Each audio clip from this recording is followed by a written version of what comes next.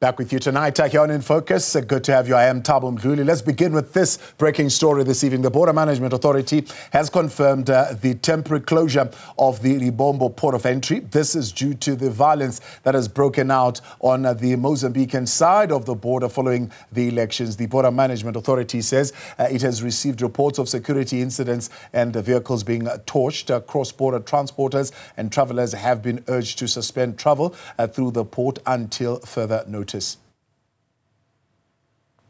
Let's get more now on this breaking story. I'm joined by the Border Management Authority's Commissioner, Dr. Michael Masiapato. Commissioner, good to have you, and thank you very much for your time. What's the rationale? What would have been driving you to reach this decision? Yeah, no, thank you very much, Thabo, for the opportunity. Yes, indeed. Since the election results haven't been announced in Mozambique, as it is fairly kind of known, there has been some protest that has been taking place mainly in Maputo, as it were. But unfortunately, those protests started to move towards an area called Matola. And then from there, it started to move towards the port of entry called Rason Garcia on the Mozambican side. And of course, on our side, as you will know, it is Lebombo port of entry. So we have been monitoring the developments. There has been some skirmishes of protest on what you will call the N4 on their side, leading into Maputo, as it were. And of course, after having followed some of those developments overnight, I'll say just in the past 2 hours or so, the situation became very much serious to the extent that the actual protest now was happening on the mouth of the port on the Mozambican side. So to that extent, we have just been having a conversation with our colleagues on the Mozambican side, as well as the Port Management Committee at the Lebombo port of entry on our side. And it has been confirmed that the processing office for immigration on the Mozambican side is actually on fire, as well as the processing office in terms of customs. But of course, even some of the vehicles had actually been torched. These are service vehicles for the Mozambican officials. So to that extent, we then realized that we cannot continue with the border management activities and of course, allow people to cross into the Mozambican side. So to that extent, I would say that the port has just been closed as we speak. Yeah. So far, the damage you're saying has been on the Mozambican side in terms of their infrastructure, their assets and their vehicles. Any other damage that can be reported, for example, as far as the traffic, logistics traffic that passes through that border? Yeah, I think we see what we've been doing at Thabo. We had been gradually slowing down the processing, particularly in terms of the trucks that are actually ferrying the minerals to the Maputo port, as it were, during the week. We have been in close contact with the freight forwarders. We do have a very direct link with them, working together with our colleagues from the from SARS. So to that extent, we had been allowing them in a way to slow down in terms of the processing. So on that basis, we haven't had much incidences, as it were. So I will say that the damage is fairly had been on the Mozambican side. From the South African side of the port, everything is intact. We had mobilized the members of the SAPS together with members of the SANDF to come and join us as the Border Management Authority with the border guards in the port to make sure that we protect our infrastructure and we make sure that there is no any spillover of any of those violent activities to the South African side. So on that basis, Thabo, we are just calling on anybody who might have been planning to enter Mozambique via Lebombo that they need to suspend travel through that particular area. And of course, we shall be monitoring the situation throughout the night. And by tomorrow, we should be able to advise in terms of the way forward. Are there any fears on your part that this violence might turn towards the South African side and they might end up being forced entry into the country? And therefore, are you beefing up, I suppose, the level of security?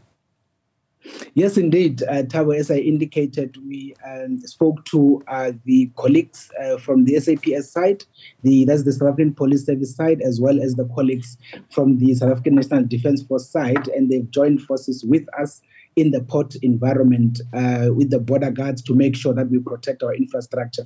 Obviously, we are aware that in those kind of situations, if you don't intensify the security measures, there can easily be a spillover. So it is on that basis that we had to make sure that we deploy very intensive team on the ground to make sure that our infrastructure on our side is effectively protected, as it were. But of course, we do continue to work with the Mozambicans. I mean, a typical example in this instance, Thabo, we have around 7 officials from the Mozambican side who actually crossed into our side, and we have to give them refuge because otherwise they were also in danger of being attacked by the protesters as the officials working in the port environment. And of course, we are taking care of them, and of course, we should be able to monitor the situation throughout the night, and tomorrow we should be able to give the way forward given the nature of the situation.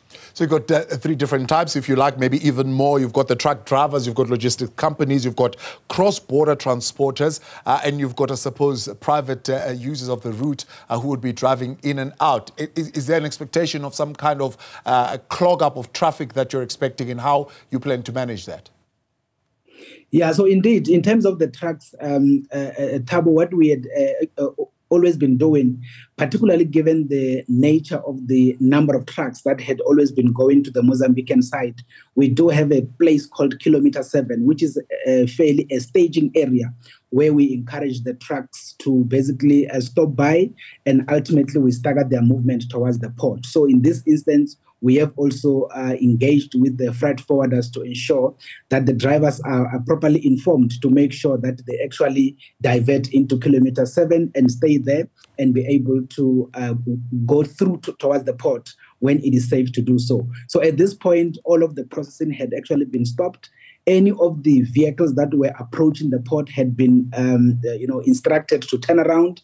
And as we speak, most of those are around the town of Komati Port. And we will be assessing the situation tomorrow and be able to give guidance whether it is safe to cross into the Mozambican side. So we have a very direct line with our colleagues on the Mozambican side.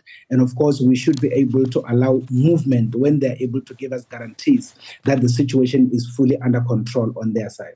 So if I understand you correctly, Commissioner, you're saying the closure is temporary, it's an overnight thing from where you're looking at it now until you get, of course, an update, or it could be more than that?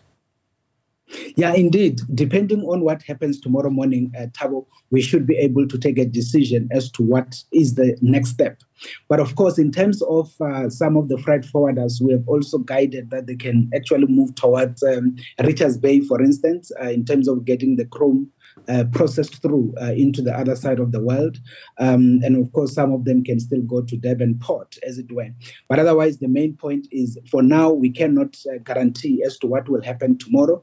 As I'm saying, safety is the most fundamental issue, Thabo, more than any other thing. So we will not be able to reopen the port unless the Mozambican authorities are able to give us that guarantee that indeed people will have a safe passage throughout the road into the Mozambican side. So we will be able to give a clear update tomorrow morning in terms of the way forward.